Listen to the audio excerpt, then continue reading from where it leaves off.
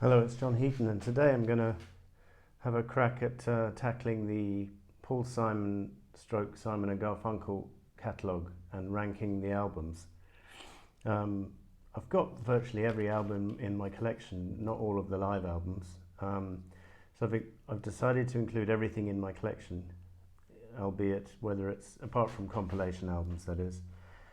So even live albums are potentially up for contention here, and so we're looking at the group Simon and Garfunkel together albums, Paul Simon solo, and also Art Garfunkel solo. So I've narrowed it down to the top 20. So there's a few albums not in the top 20 which I have, like a few Garfunkel solo albums didn't quite make it, and also, well, I said I wasn't going to include greatest hits, but I'd like to give a nod to this album because this is the first album which got me into Paul Simon. My aunt gave it back to me back in 1982 on cassette, and fell in love with all the songs. And the good thing about this album is you won't find Slip Sliding Away or Stranded in a Limousine on any other vinyl release at the time. I think later on released on compilation albums. So that was unique about this greatest hits. And Slip Sliding Away has always been one of my favourite tracks, although I think the version on that greatest hits is not the best one in the world, and they were to do it better together in Central Park, Simon and Garfunkel together later. So that was worth a mention. I don't actually own the first Simon and Garfunkel album, Wednesday Morning 3 a.m. So that's not, if it were to be in the rankings, because I've heard it a couple of times, it would be at or near the bottom, I'm afraid. In the Blue Light, I don't own that, from Paul Simon 2018. I listened to it on Spotify when it came out. I thought it was a pretty pointless affair. He was just retreading a lot of his old songs and doing new versions of them, and to my mind not improving on any of them, although the critics, as is their wont, raved about it as they usually do. So and another appalling release from that same year was, I don't know if Paul, presumably he must have given permission for this to be done, but it was an album, I think you can look it up, it used to be on Spotify, I'm not sure if it still is, it probably took it down. Graceland the Remixes, which features every song from the Graceland album mixed to an extent that it's unrecognisable with this dreadful modern, well, I mean, enough said. If you want to check it out, feel free, but I wouldn't recommend it. As I said, I've got a few other Garfunkel solo albums like Angel, Claire and Watermark and Lefty, which didn't make it, so here we are in the top 20 in reverse order. So at number 20 we've got this album from, I think it was 2001, 2000 and I can't read the 2000, sorry, You're the One. High hopes for this album when it came out, but it disappointed me in that there's something missing songwriting wise. It's inoffensive, but it just didn't do anything for me, and I'm afraid the same was true of this one, which came out a few years ago, So Beautiful, So What, which again, the critics gave it a glowing review, and Bud Scopper did a glowing essay for it in the Ultimate Music Guide. I just can't find anything which is thoroughly worthy on here. I mean, it's not offensive, I just don't find the music very gripping. Maybe I should try and rediscover it. Then I've got the latest album, Stranger to Stranger, which I did manage to pick up on vinyl. Now this was considerably better than that previous one in my opinion, and contained some good humour and some good fun stuff, good melodies as well, on a lot of it. And I quite enjoyed this album. I didn't think it was superb, but it was a good latter day effort. Which brings us to 17. We've got, you may be surprised this is ranked so low, but Rhythm of the Saints to me was always a little bit of a disappointing follow-up to Graceland, which in itself was a little bit overhyped. He's very much reliant on the percussion sound on this album, and some of the melodies tend to get a little bit buried. But having said that, it's still got some great tracks. Proof is probably my favourite track, and The Coast, Further to Fly. It's a nice album. It's just not one of my favourites. Then we've got at 1, 2, 3. I think we're at number 16 now. Songs from the Cape Man, 1997. Yeah, this was a Broadway musical and it completely flopped. I think they took it off after about a month or two of performances. But this is the soundtrack that goes with it. And as a soundtrack, it works pretty well. I think it's got some pretty brave experimental stuff on it, and a beautiful ballad, In the Name of Bernadette. I quite like the way he shares the vocals with the other guys on the album. Trailways Bus is a lovely closer to the album. Killer Wants to Go to College is good, so I think it's quite worthy. So then we've got Surprise from 2006, which I thought was his best latter-day album, the best album of the 2000s. Brian Eno is helping out on production. Sonic Landscape by Brian Eno, and I think he brings a lot of interesting textures and production to this album. And I remember listening to this when it came out and thinking, this is very consistent. The Ultimate Music Guy doesn't agree, but I think tracks like Wartime Prayers are brilliant. Outrageous is hilarious. How Can You Live in the Northeast? Very atmospheric opener. And Another Galaxy, gorgeous on side 2. And Father and Daughter is one of the best ballads he's written in his career. I love it to bits. So absolutely no complaints with that album. So then we get down to number 14. We got the Paul Simon Songbook. So after the first Simon and Garfunkel album, Paul Simon was disappointed by the results of that, so kind of basically went solo for this album. And it's the first sign of his genius as a songwriter, but it's without Garfunkel. And so you've got some great material on here.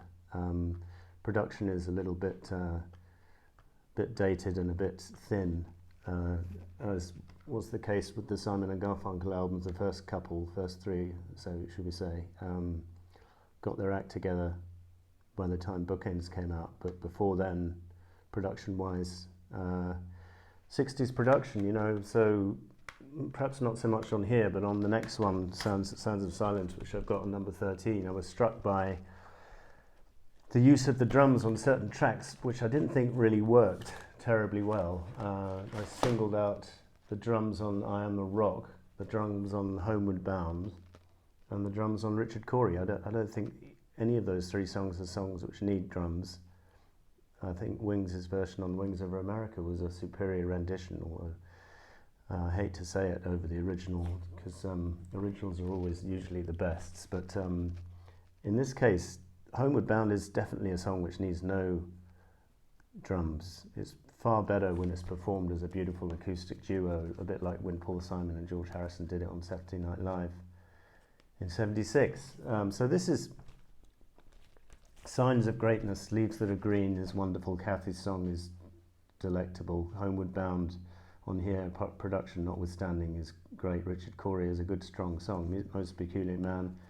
And April Come She Will is a glorious ballad. So not that consistent as an album, but heading towards greatness pretty quickly. And then at number 12, I've got the follow-up, the Parsley, Sage, Rosemary and Thyme album, with them looking very sickly and Christmassy on the cover here, which is yeah, I suppose that it might have come out around Christmas, I'm not sure, but the last song is on the album, the 7 o'clock news, Silent Night, where they're singing this beautiful harmonies on the chorus, Silent Night, and the guys doing the newscast getting louder and louder, and that's very effective.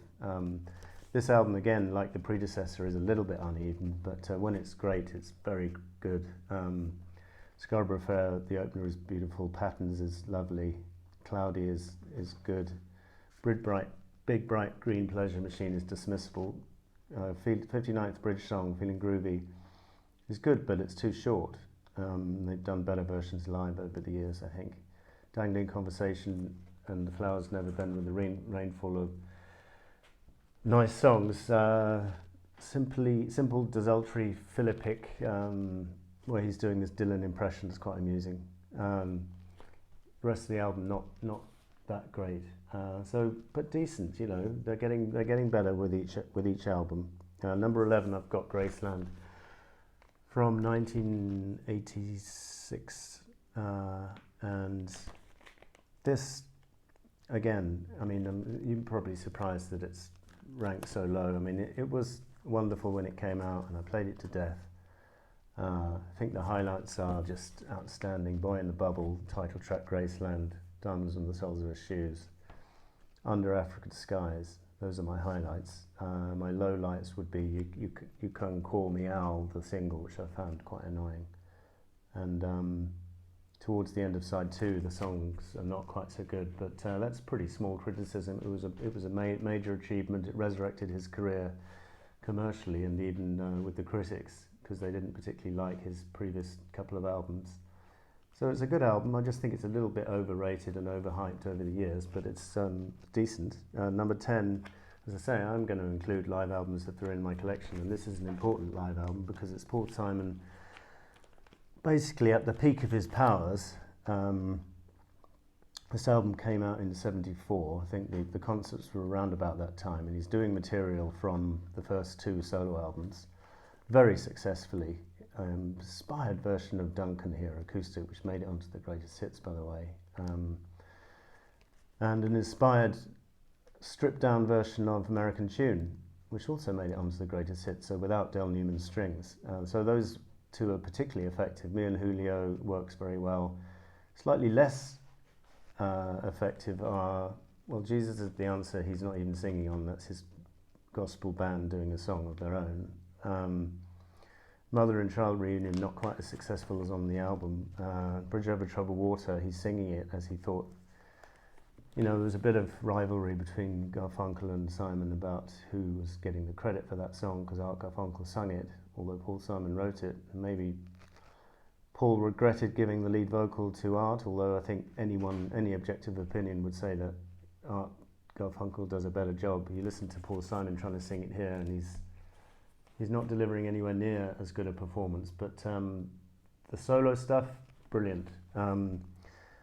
Number 9, we're into the top 10, we're at number 9, so Hearts and Bones. 1983, got savaged by the critics, didn't sell well, dreadful cover, dreadful back cover, but the bones of a good album. This was going to be a Simon and Garfunkel album, but they had a row, and Simon erased all of Garfunkel's vocals, and it turned into a solo record. The production is a little bit modern in places. I forget who helped out. I think we got some modern people playing on various tracks. For example, Cars Are Cars is a bit annoying. And I think we've got, Nile Rodgers is on guitar. So Nile Rodgers was playing with Paul Simon on this album and producing and playing on Let's Dance with David Bowie the same year. So that's not one of the more successful tracks, but there's plenty of tracks which do work, like Train in the Distance, Think Too Much, the late great Johnny Ace, the tribute to Johnny Ace and John Lennon. When Numbers Get Serious, I think is very effective. The title track is beautiful. Song About the Moon. It's a pretty consistent album and very much overlooked in his catalogue. Now we're at number 8, and we've got Garfunkel's only placing on the top 20, and this is his superb 1975 album Breakaway, produced by Richard Perry.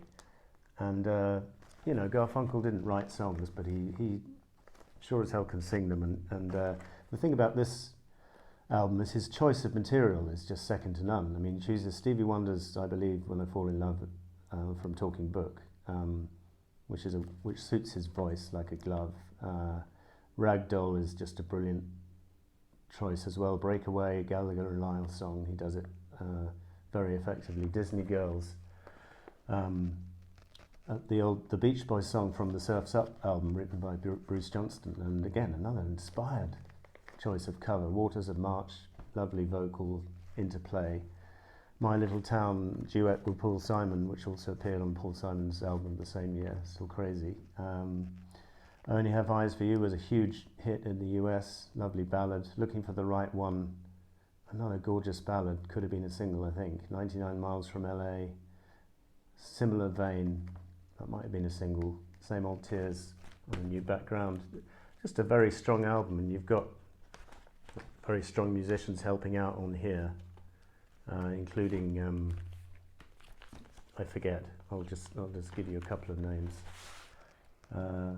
We've got people like Nicky Hopkins, Andrew Gold, and Bruce Johnson appears on the version of Disney Girls. Russ Kenkel on drums, Klaus Vormann on bass,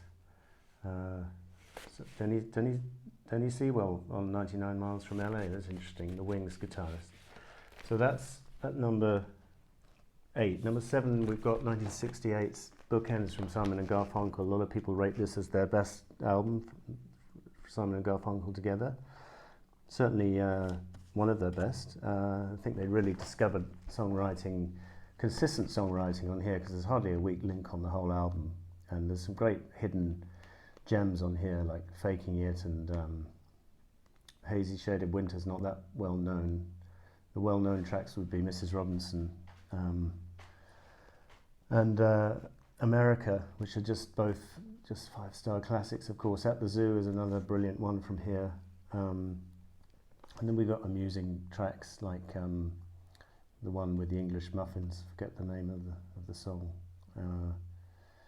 Anyway, it's a good album, and they were to do worse than this, obviously. And they, as I say, each album is a progression from the previous one, and this one was their best album up to that point. Number 6, we've got 1980s release from Paul, One Trick Pony, which again was the soundtrack to a movie which was not successful, a bit like the Cape Man musical wasn't successful. But as a soundtrack, as an album, standalone album, which features music from the film, it works perfectly well. I've never actually seen the movie One Trick Pony, and by all accounts it's not very good, but who cares? This, as an album, this is not far short of his best work.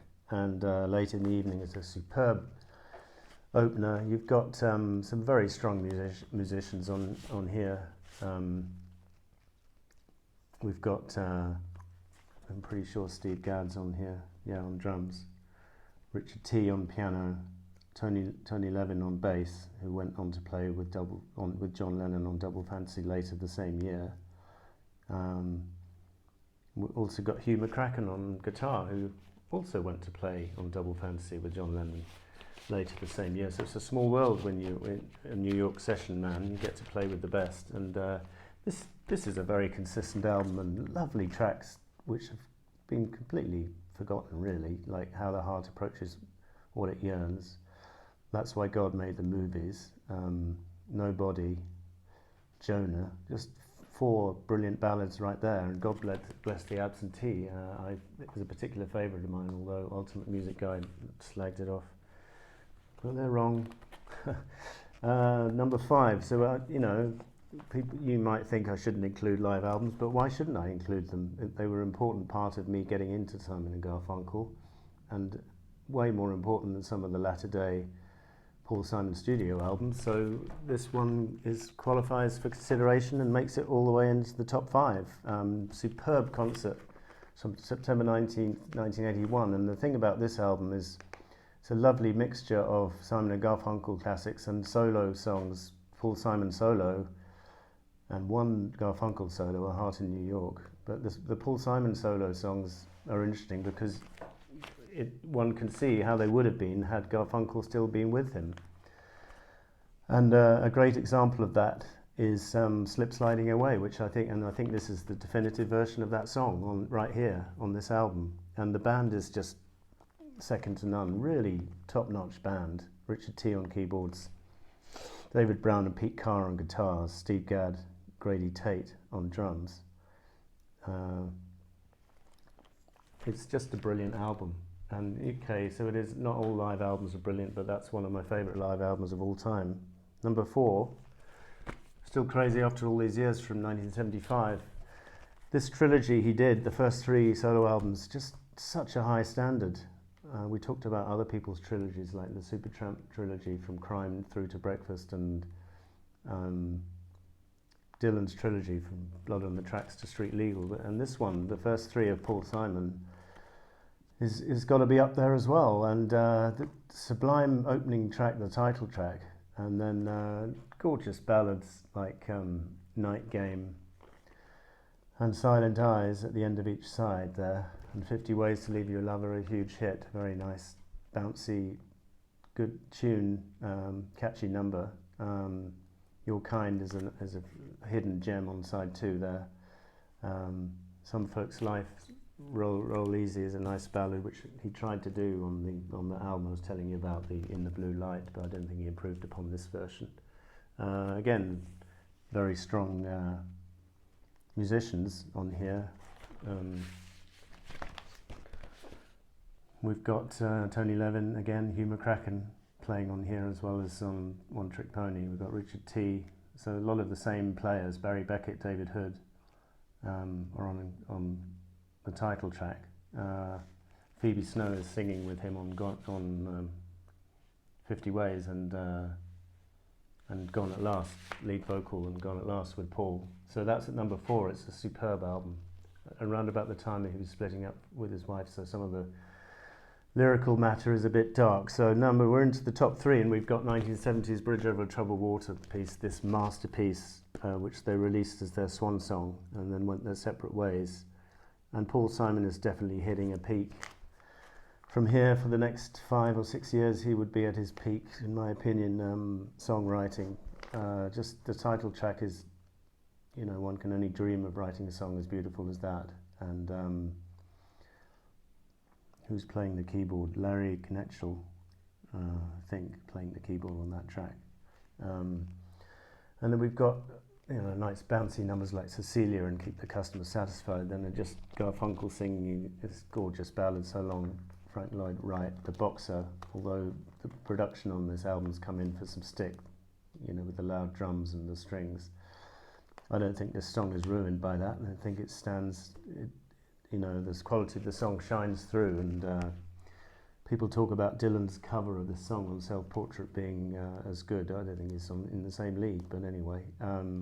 Only Living Boy in New York is just a gorgeous melody, and this was written about Garfunkel going off to film Catch-22 in South America, and this is one of the reasons they split up, because Garfunkel was getting into a film career. But I think the main reason they split up is because Paul Simon wanted to be on his own and explore different musical forms and styles. So fantastic album from the duo, good way to go out on. Now we're into the top 2, and we've got 1973's There Goes Rhyming Simon. I've raved about this album several times on my channel. It's a very happy summer album, and it was very, very near to being ranked number 1 because it's so uplifting, and all the way from the opener Kodachrome to the glorious closer Loves Me Like a Rock, with all those gorgeous songs in between like Tenderness and Learn How to Fall, an American tune. It really is a stellar album, and if you haven't checked it out, then do. I don't think you can be disappointed with it. And then all the way at number 1, we've got 1972's debut solo effort from Paul Simon, and it's a masterpiece, absolute masterpiece. And one thinks Bridge Over Troubled Water would be hard to follow up, but he's done it. And he's not only done it, but he's stamped his own personality on these songs. His songwriting, as I said, is going through an absolute peak period during this time, and the opening track, Mother and Child Reunion, which apparently was inspired by a certain dish in a Chinese menu, featuring chicken and egg, so work that one out. Duncan is just a glorious acoustic ballad. Again, we don't need drums on tracks like this, it's just stripped down, performed as it should be, and I don't know what he was thinking in the 60s, putting drums on a track like Homeward Bound, because these kind of performances are how it's supposed to be done. Yes, there is a band on this album, but they're very tasteful and they're in the background when they need to be. Run That Body Down is got a very nice melody. Me and Julio is exploring different rhythms and kind of Latin American feel to it, and it's just brilliant guitar work. Peace Like a River. Just remind myself of the musicians on this album. We've got David Spinoza on guitar, on at least one track, Ian Julio, who played on Ram the previous year, 71, would play on Mind Games with Lennon, 73. Hal Blaine on drums, Larry Kletchell on piano, Joe Osborne on bass. Some interesting names here. I think, Stefan Grappelli plays on Hobo's Blues. And this album finishes with, well, I mentioned Peace Like a River. Papa Hobo is just glorious. And it finishes with Congratulations, which is a very sad song. It must be about a broken relationship. And it's heartbreaking, but it's beautiful. And I've ranked this album top because I think songwriting-wise, and in terms of, it's not a happy-go-lucky album like the follow-up, but not to put that one down as being too happy-go-lucky, but this one is more from the heart and more soul-bearing, more darker perhaps lyrically, but very rewarding as an overall listen, and very consistent and cohesive as a piece of work, and it's a masterpiece. So this was my, and before we show you the final list, just want to mention a couple of other, got the Concert Central Park on DVD, you can pick that up, it's well worth having, and also this later concert, which I think was from around 2000, something like that, 2014 it says here, the release. I'm not sure when the actual concert was, 2003 concert. And this is a good companion piece, these two, both worth owning here. And then this is a 1980 concert with from the One Trick Pony tour, which is interesting because it features Jonah and Ace in the Hole and One Trick Pony and Late in the Evening, so 4 tracks from that album of the time. So this is my final top 20. Hope you enjoyed it. I don't suppose you agreed with half of it, but that's the whole point. Everyone's entitled to their opinion. This is just mine, not to be taken seriously. So thanks for watching. We'll see you next time.